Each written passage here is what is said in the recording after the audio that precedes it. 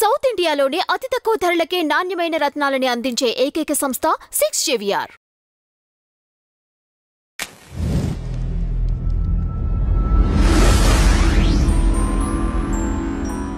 నమస్తే అన్న. నమస్తే. పోసాని గారు అరెస్ట్ జరిగింది కదా, ఆయన ఎలా ట్రీట్ చేస్తున్నారు అంటారు? లైక్ జైల్లో ఏంటి అసలు, what are the things are going on? ఇప్పుడు ఆయన చేసిన నేరం ఏంటి?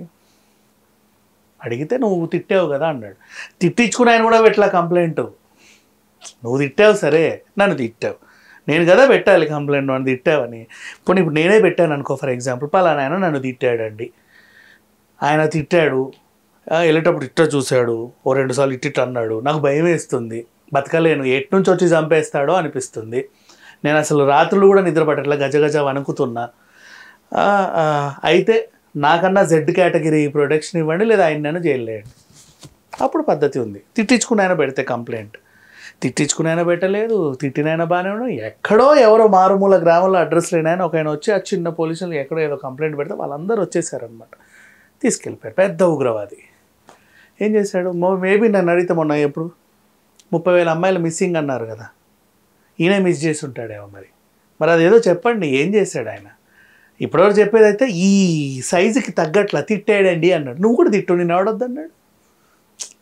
అధికారంలో నేను తిట్టాడు అన్నావు, నువ్వు అధికారంలో ఉన్నావు, తిట్టు, వద్దనలేదు కదా. మరీ సరే అసలు అనకూడని మాటలు అన్నాడండి, ఈ బూతులు మాట్లాడాడండి, మా కట్టలు తెచ్చుకొని అసలు ఆయన నోరు నాలుక పీకేద్దాం అనుకొని తెచ్చామండి అను చెప్తున్నా నేను. ఏం బూతులు మాట్లాడాడు పోసాని? ఏం మాట్లాడాడు? ఈ రోజా నువ్వు బజార్ దానా, నువ్వు ఎవరితో తిరిగావో తెలీదా, ఏ లాడ్జ్లో దొరికావో తెలీదా అని ఒక ఆయన అన్నాడు. అంతకన్నా బూత్ అయితే కాదుగా, డైరెక్ట్గా స్టేజ్ ఎక్కన్నాడు ఒక ఆయన. అఫ్కోర్స్ అప్పుడు ఈయన తిట్టాడని, ఇప్పుడు అధికారంలో ఉన్నావు, ఆయన తిట్టాడని చెప్పేసి నువ్వు జైలు వేసావు, మళ్ళీ వాళ్ళ అధికారంలోకి వస్తారు, నువ్వు తిట్టావని నిన్ను జైలు వేస్తారు. వాళ్ళు తిట్టారని నువ్వు, నిన్ను తిట్టాడని వాళ్ళు, తిట్టుకొని ఒకరినొకరు కొట్లాడుకుంటా ఉంటే ఇక పాలించేది ఎప్పుడు, జనాలను ఉద్ధరించేది ఎప్పుడు? ఇప్పుడు జనాలందరూ ఎందుకు ఓట్లేస్తారు? ఏదన్నా గడితే ఇటు నుంచి అటు నడుద్దామని, లేదా ఏదైనా ధరలు తగ్గిస్తే ఆనందం తట్టుకోలేక కొందామని, అంతే కదా. ఇంకేమైనా ఉద్ధరిస్తే మంచి మంచి ప్రాజెక్టులు, ఏదైనా పెద్ద ప్రాజెక్టు లేపాను ఆ దరిదాపుల్లో ఫ్లాట్ కొందామనో, లేకపోతే ఏదో మనకి ఏదన్నా సుఖం ఉంటుందేమో అని ఎవరినైనా ఎన్నుకుంటారు.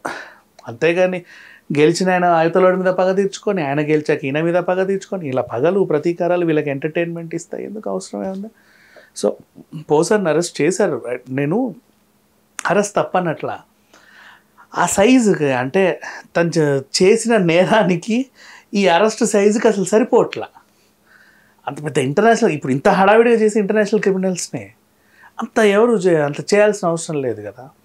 అంటే ఇప్పుడు న్యాయ వ్యవస్థ మీద, చట్టం మీద నమ్మకం పోయిందనుకో ఎవరికైనా జనాలకి, ఇంకేంటి ఆర్మీ రూల్ కావాలంటారు, లేదా అసలు మేము ఈ దేశంలో ఉన్నాం, మేము పోతాం, మీరు అందరు ఇష్టం ఉన్నట్టు చేస్తున్నారని వెళ్ళిపోతారు, ఉండరు.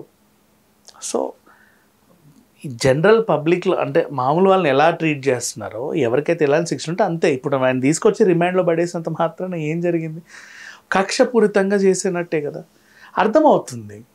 అలా చేయకూడదు, ఇబ్బంది పెట్టు, నువ్వు కూడా తిట్టు, లేదా ఒక స్కామ్లో ఇరికించు. ఇప్పుడు ఆయన ఉన్నాడు, లాస్ట్ టైము చంద్రబాబు నాయుడు గారిని ఒక స్కామ్లో ఇరికించాడు, నువ్వు కూడా ఒక స్కామ్లో ఇరికించు. ఇప్పుడు ఆయన పోసాను ఏంటి, ఫిలిం ఫెడరేషన్ కదా, ఆ సినిమాల పేర్లు చెప్పి బోలెడు డబ్బులు దొబ్బేసాడండి, ఇది పెద్ద స్కామ్ అని చెప్పేసి జైల్లో పడే 4 నెలలు పడి, తర్వాత ఆయన ఎప్పుడో బయటకు వచ్చి అసలు ఇది స్కామే కాదని చెప్తాడు, ఓకే సారీ అని చెప్పు, నీ పగ తీరినట్టు ఉంటుంది, ఆయనకు శిక్ష పడ్డట్టు ఉంటుంది, ఆయన నేరం నిరూపించుకున్నట్టు ఉంటుంది.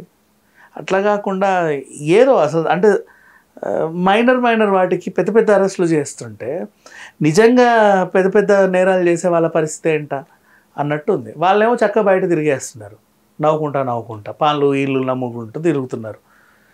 ఇట్లాంటి వాళ్ళేమో ఇలా జైల్లో వేస్తే అది పోతాయి, నమ్మకాలు పోతాయి, అంతే, అంతమించి ఇంకేం లేదు. ఇకపోతే ఈయన జైల్లో ఫస్ట్ డే ఏంటి ఆ పరిస్థితి, రెగ్యులర్ ఖైదీల్లానే అందరినీ చూస్తారు, అదే తిండి పెడతారు, కామన్ వాష్రూమ్సే ఉంటాయి, అంతే. నీకు వెస్టర్న్ కమౌంట్ ఉండదు, ఇండియన్ కమౌంట్లే ఉంటాయి, ఇబ్బందిగానే ఉంటుంది, లగ్జరీస్ అయితే ఉండవు. ఫుడ్ నచ్చలేదంటే ఒక చిన్న వెసులుబాటు పక్కనే క్యాంటీన్ ఉంటుంది, ఏదైనా కొనుక్కొని తినొచ్చు. అండ్ ఈయనకి ఉండే ట్రీట్మెంట్ ఏంటంటే ఆయన గుండె సంబంధిత జబ్బు ఉంది, కొంచెం ప్రాబ్లం ఉంది, జైల్లో సపరేట్గా ఏదైనా ఉంటాయి కదా హాస్పిటల్స్, అక్కడ పెట్టి చూసుకుంటారు. అంతమించి ఏమి ఉండదు. వారానికి 2 సార్లు చుట్టపు చూపు జనాలు వస్తారు, లేదా ఓ 2 సార్లు నీ పలకరింపులు, ఫోన్లు మాట్లాడుకోవచ్చు ఓ 5 నిమిషాల్లో ఎంత. That's all. అందరికి ఉండే ఫెసిలిటీసే ఉంటాయి, కొత్తగా ఏమి ఉండవు.